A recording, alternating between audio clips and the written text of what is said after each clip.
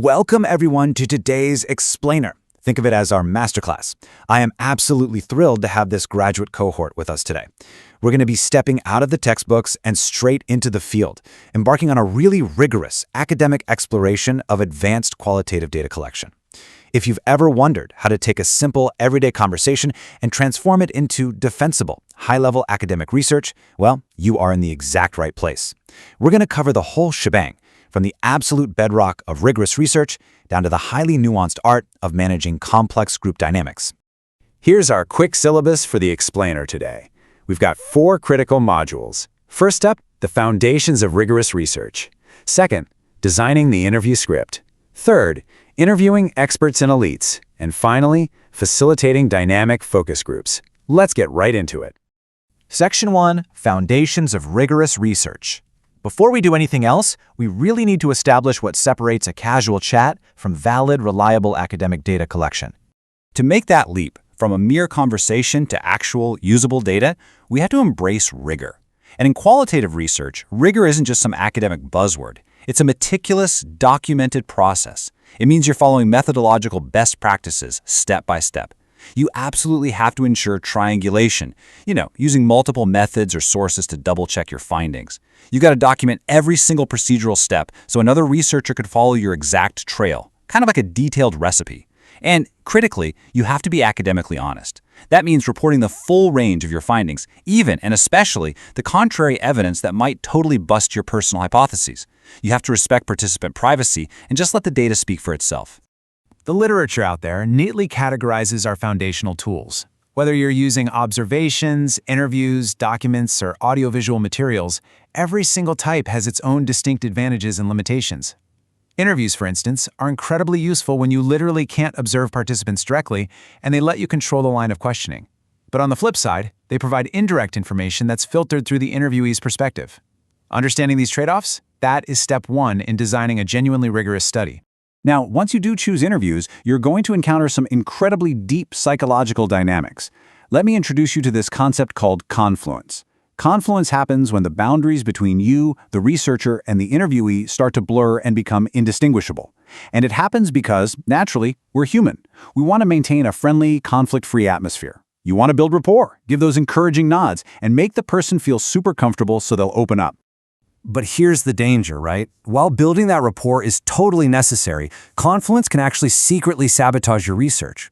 If you become too confluent, you start to fear breaking that friendly, cozy atmosphere. You get worried that your subject will think your follow-up questions are annoying or hurtful. And as a result, you completely avoid asking the confronting, sensitive, or challenging questions that are absolutely necessary to actually create your data. Basically, you end up prioritizing harmony over rigorous inquiry, and we definitely don't want that. All right, moving to Section 2, Designing the Interview Script. Avoiding that trap of confluence starts way before you even sit down with your subject. It starts with the mechanics of your interview protocol, which requires deep contextual insight. In the field, preparation is totally non-negotiable. Just remember the 5 Ps. Prior planning prevents poor performance. You need to select your digital recording equipment. Actually, scratch that. You need to rigorously test it too. And then you have to plan for it to completely fail. Always be ready to take written notes. Ideally, your interview protocol is going to be about 2 pages with roughly 5 to 10 core questions. Memorize them. You don't want to be sitting there just reading off a sheet of paper. By knowing your script inside and out, you demonstrate real confidence, which is exactly how you earn your interviewee's confidence. When you're putting those questions together, always rely on the funnel approach. Picture a funnel. You start at the wide top with broad, open-ended questions. Something like, tell me about your experiences with... This gets them comfortable in talking. Once the ideas are flowing, you narrow down to highly specific probes to build on or clarify what they just said. And then finally, you funnel down to your closing instructions to wrap up the session like a pro. But look, having a great script is really only half the battle. Out in the field, you're going to be juggling a lot. The literature actually compares this to learning circular breathing. Think about it. You are managing the recording gear, keeping an eye on the clock, maintaining solid eye contact, reading their body language, offering verbal reassurance, and trying to decide in a split second whether to chase down an unexpected lead all at the exact same time. It is an incredibly intensive, dynamic interaction. Okay, Section 3, Interviewing Experts and Elites. If you thought standard interviewing sounded like a lot to juggle, welcome to the big leagues.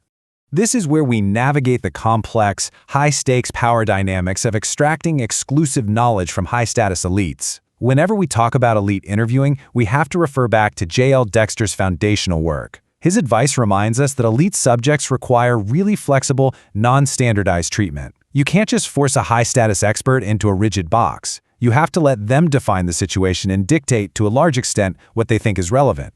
This fundamentally flips the script. In a normal interview, you're often studying down.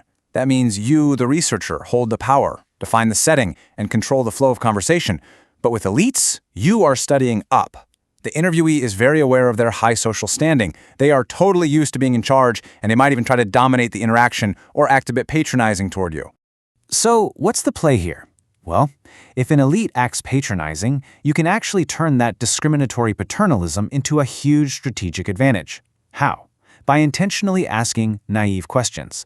It sounds counterintuitive, but playing a bit naive makes you appear trustworthy and non-threatening, which can get them to drop their guard and give you candid, unexpected insights. The golden rule is, do not ostentatiously flaunt your own expertise or try to compete with them. Just give them the space to unfold their own problem-centered narratives. Depending on your specific epistemological goals, you've got to tailor your strategy. Are you running an exploratory interview to map out a new field and gather fresh interpretations? Are you doing a grounding or systematizing interview using a super detailed guide to extract hard objective facts and exclusive technical knowledge? Or is it a theory-generating interview, focusing on broad narratives to understand their core beliefs? You have to make that choice before you ever knock on their door.